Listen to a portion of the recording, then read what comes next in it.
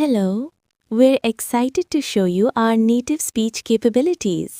নিশ্চয়ই এখানে ২০২৬ সালের শবে বরাতকে ঘিরে একটি বাস্তবধর্মী ছোট গল্প। ২০২৬ সালের শবে বরাতের রাত।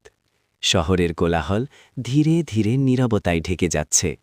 মসজিদের মাইকে কুরআনের তিলাওয়াত ভেসে আসছে, আর আকাশ জুড়ে তারার আলো যেন আল্লাহর রহমতের সাক্ষ্য দিচ্ছে।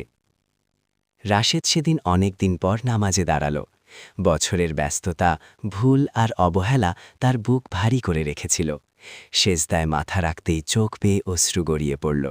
সে আল্লাহর কাছে ক্ষমা চাইল, নতুন করে শুরু করার সুযোগ চাইল।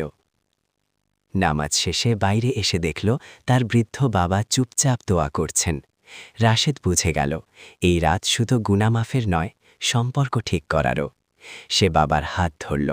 শবে বরাতের সেই রাতে তার ভেতরের মানুষটা সত্যিই বদলে যেতে শুরু করল।